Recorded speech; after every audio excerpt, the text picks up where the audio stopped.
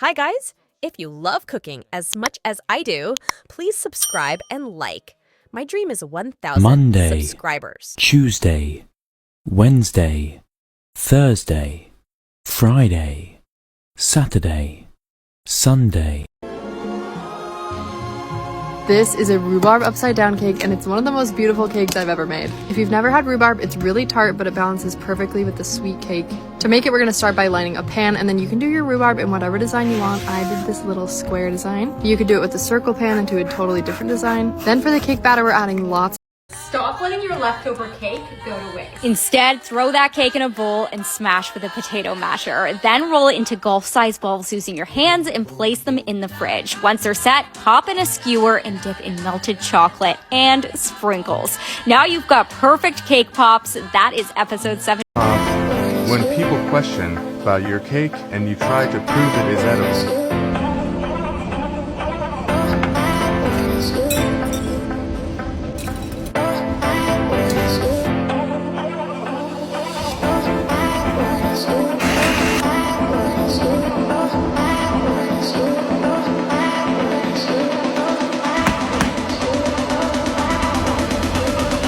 Have you ever been the face, been the object of someone's hate? Like you stood all alone. Have you ever felt this way? Have you ever been betrayed, labeled words you just can't say?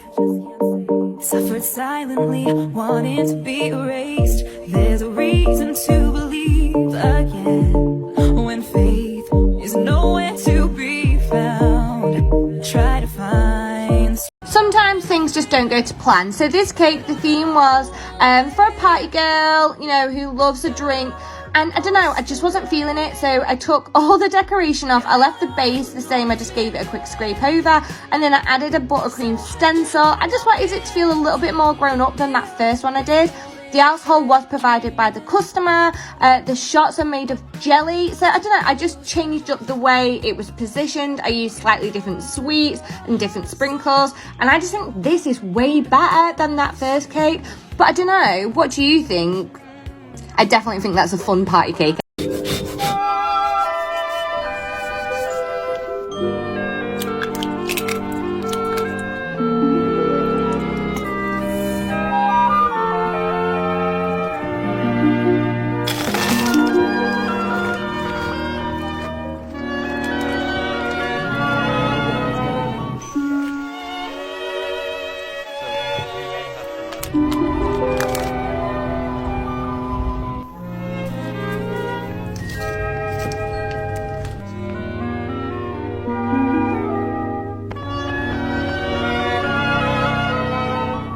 This is my lemon and raspberry cake. 3 layers of moist lemon sponge studded with juicy raspberries, laid with creamy lemon buttercream and filled with gooey raspberry jam. For this recipe you won't need any eggs or any dairy, and the best part is it's super simple to make. We start by rubbing lemon zest into a mix of brown and white sugar to release the delicious oils, creating sweet fragrant lemon sugar. This is then mixed into buttermilk and yogurt for that incredibly tender crumb. Fresh raspberries are folded into the mixture for a burst of juicy sweetness in every single bite. Between each layer is a beautifully sweet raspberry jam before being wrapped in a gorgeous lemon buttercream. It's the perfect spring cake, perfect for Easter or Mother's Day.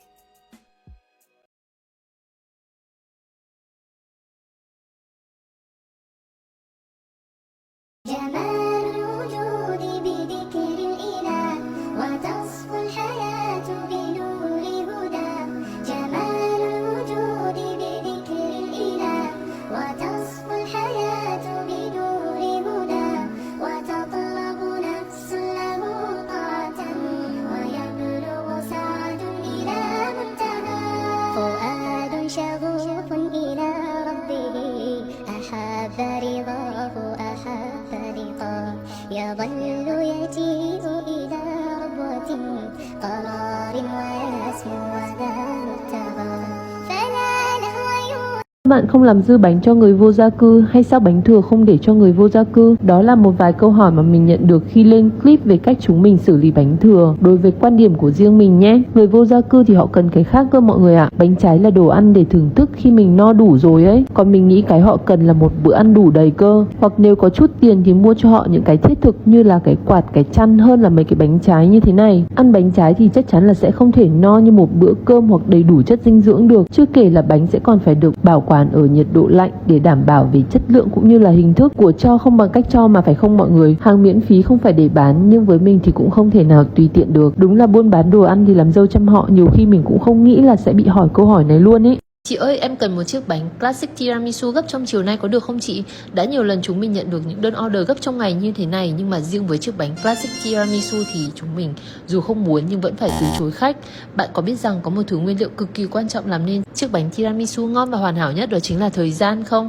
Thường thì bánh tiramisu chúng mình sẽ chỉ bán cho khách sau khi đã được hoàn thành từ 8 tiếng tới 24 tiếng. Đây là khoảng thời gian cực kỳ quan trọng và cần thiết để chiếc bánh đạt tới độ ngon và hoàn hảo. Suốt kỳ nghỉ này thì tất cả các nguyên liệu của chiếc bánh sẽ có thời gian hòa quyện vào với nhau, tạo ra một thứ hương vị tổng hòa, vừa béo ngậy của vị cheese, vừa thơm nồng nàn của rượu và cà phê. Phần bánh lady finger cũng được thấm rượu và cà phê, nhờ có thời gian mà trở nên mềm ẩm, không bị cứng giòn như ban đầu. Bạn thấy đấy, thời gian thật là kỳ diệu, có phải không? Ba mẹ đã từng không ủng hộ việc mình mở tiệm bánh đâu. Có lẽ đối với ba mẹ thì đây là điều dễ hiểu thôi. Cho con ăn học bằng nọ bằng kia, xong cái đi mở tiệm bánh, thu nhập thì bấp bênh mà cũng không biết là có nuôi nổi bản thân không nữa.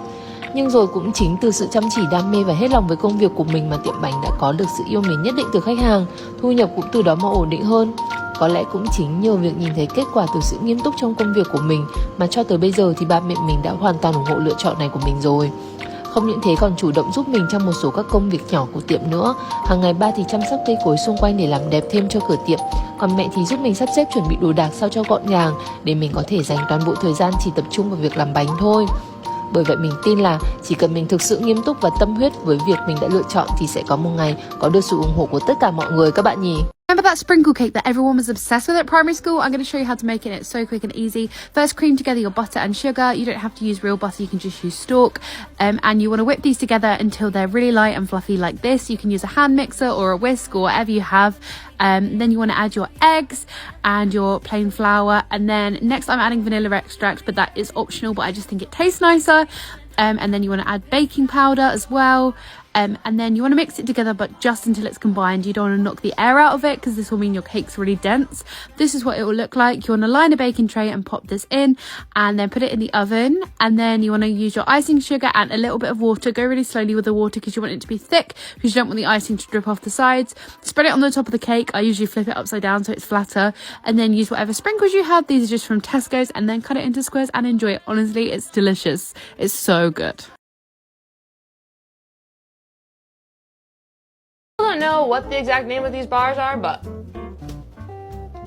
they're damn good bars. Start with a box of German chocolate cake mix, 3/4 of a cup of melted butter, 1/3 of a cup of sweetened condensed milk. I have no idea what these bars are called. The recipe I'm using just calls them bars, just bars. They're basically a giant caramel brownie. Align the bottom of the pan with half of your mixture. Bake this in the oven at 350 for 10 minutes. Unwrap about 50 caramels. It's just a little annoying. Another 1/3 of your sweetened condensed milk. Anytime, any day now. Melt on low heat. Spread your caramel over the top, a cup of chocolate chips, and a cup of nuts on top. Recipe says to crumble the top of this over your bars, but I think it'll look prettier if you just roll it out. Good enough. Now bake again. In my opinion, bars are like the dessert equivalent of a hot dish. Both are usually made in a 9x13 pan. Both are meant to be quick and easy, and both are essential for any potluck, family reunion, bar crawl, funeral. It's all basically the same. You need bars. Am I the asshole? The day before yesterday, my neighbor called me asking me to bake 12 dozen cookies for their son's graduation party. She claimed the cake they'd ordered somehow became lost in the system and wouldn't be ready on time. And that her son loves my chocolate chip cookies. And it would mean the world and save the party if I agreed to help out. I went to the store and quickly bought all of the ingredients, which came close to $300. I managed to get them all baked, arranged on trays, and set up at the party without issue until the end of the party. My neighbor walks up and thanks me for helping out and then asks if I forgot to include a check in the graduation card. I calmly told her the last-minute baking marathon was my gift and said I was glad it worked out. My neighbor then said she appreciated my hard work, but that her son couldn't buy books for college with cookies. and she thought I should at least hand him some cash before I left. I left without doing so, and then she texted me asking me to apologize. Ultimate school cake guide that made everyone obsessed, so let's make this again as part of our Something Sweet for Iftar Ramadan series. The feedback has been insane. The cake even got a repost from the Archbishop of Banterbury, because believe me, it is very elite. You're going to first combine some stalk alongside some sugar and make sure to cream that really well. And believe me, you don't need to be a pro baker either. Anyone can make this recipe. It's so simple. As you can see, I've done this all by hand, and you don't even need a mixer for this recipe, which is why I say it's one of the easiest cakes to make. Crack in your eggs one at a time, and then add in your self-raising flour and milk, and then bake this in the oven for 20 minutes at 180 degrees Celsius. A lot of people were complaining about the eggs, saying that's too many eggs, but to be fair, it is a sponge cake, and adding the eggs in one at a time makes it super light and fluffy. And for the icing, I added in some boiling water. The consistency, in my opinion, comes out better. As you can see, the icing is just super thick and delicious. And then finally, you can add on your sprinkles. The full recipe is linked in my bio on my link tree. It's on my YouTube channel Yum Zoha, so head over there to make this delicious cake. It's best served with custard, and believe me, it will make the perfect post-iftar treat. And as always, thank you so much for your love and support. I appreciate it so much. Em ơi, chị muốn mua thử tiramisu cho các bé ăn sinh nhật, nhưng không biết là tiramisu bên mình có nhiều rượu với cà phê quá không nhỉ? Có một chị khách từng thấy video của Summer Bakery nhúng Ladyfinger đẫm trong rượu và cà phê, thế nên là có hỏi lại chúng mình như thế đấy. Đối với tất cả các loại bánh thì chúng mình đều có một công thức chung và tỷ lệ thành phần nguyên liệu cố định để đảm bảo hương vị và chất lượng của bánh 100 chiếc đều như một. Đối với Classic Tiramisu thì rượu và cà phê lại là thành phần chính của bánh nữa, thế nên chúng mình càng không thể làm qua loa quyết phệt vài đường thôi. Ladyfinger sẽ được chúng mình nhúng trực tiếp vào hỗn hợp rượu và cà phê, sao cho không quá nhiều khiến cho bánh bị ướt, cũng như không quá ít khiến cho bánh bị khô cứng này. Nhưng như thế nào thì gọi là một lượng vừa phải? Cái này sẽ phải phụ thuộc rất nhiều vào kinh nghiệm của người thợ đấy. Bánh sau khi làm xong sẽ phải được chờ ít nhất 8 tiếng mới được chúng mình đem ra bán cho khách hàng. Đương nhiên là chúng mình vẫn sẽ nhận những order bánh dành cho các bé, với lượng rượu và cà phê được gia giảm ít nhất có thể, với yêu cầu nho nhỏ là khách hãy order sớm và take note lại cho tiệm nha. Dù sao thì mình vẫn muốn các bé sẽ được thưởng thức một chiếc tiramisu đúng nghĩa, vậy nên là mình nghĩ một chút xíu rượu hay là cà phê ở trong bánh. Need to try and make this easy chocolate school cake. If you love my original school cake recipe, I can promise you will love the chocolate version. This is for all my crazy chocolate lovers. All you need is a delicious, simple, easy chocolate cake after a long day of fasting, and believe me, this chocolate school cake with warm chocolate custard does the job. Now, just like the original school cake, it's more or less the same steps. You'll cream the stalk and the sugar and then add in the eggs one at a time. The measurements aren't exactly the same because I did use a smaller pan for the chocolate cake. And then alongside sifting in the self-raising flour, you'll sift in some cocoa powder, which is probably the only difference in the cake part. And then you'll bake this in the oven for 18 minutes at 180 degrees Celsius. The icing part is a little bit different too, because in the original one I used boiling water, but when making the chocolate icing you have to use hot milk. Add in the sifted cocoa powder and then eventually add in the hot milk, and the icing comes out so thick and delicious and tastes phenomenal. Spread onto your cake, add on your sprinkles and enjoy. If I was to make this cake again, then I would not add the chocolate sprinkles on top because I feel like it ruined it and got rid of the colour, so stick to your normal ones. I make the mistake so you don't have to, serve with some warm chocolate custard and enjoy. The full recipe is linked in my bio on my link tree, so go check it out for a more detailed tutorial on how to make this cake. And oh yeah, also subscribe to my YouTube. Okay, love you, bye. I'm going to show you guys another tutorial on these design sheet cakes and what they look like fully assembled. First things first, you want to fit your parchment paper directly to your pan. I'm using an 8 by 11 inch pan. Then you want to trace your design onto your parchment paper. Here I'm separating 12 egg yolks from 12 egg whites. To the egg yolks, we're going to add half a cup sugar, half a cup vegetable oil, half a cup of milk, and 4 teaspoons of vanilla extract. Give that a mix, then sift in 2 cups of all-purpose flour, 1/4 cup cornstarch, and mix it until it looks nice and smooth like this. Go ahead and set that aside. Then we're going to whip up our 12 egg whites from earlier while adding 1 teaspoon of vinegar and half a cup of sugar slowly. We want to whip up these egg whites till they're nice and stiff, just like this. Then we're going to go ahead and fold that into our original batter from earlier. And you want to be careful not to overmix this step because we want a nice light and fluffy batter. A thin batter will be hard to pipe. Now we're going to go ahead and take that same batter and just dye it different colors to make our designs. You can make as many colors as you need. Here I am making all my colors and then placing them into my piping bags. Once we have all of our colors made, we're going to go ahead and grease our sheet pan, then place our parchment on top of it. Since I'm using words, I have to place mine on backwards.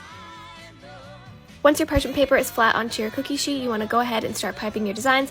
I'm going in with black outline, and between each set of designs, you want to go ahead and freeze the pan for about 15 minutes to set in those designs. So after I make my outlines, I'm freezing it for 15 minutes, placing some color, freezing it again, and then lastly, you're going to add the uncolored batter on top. These are going to bake for 8 minutes at 375. Once they're out of the oven, flip it, peel that parchment paper off, and stay tuned for part 2.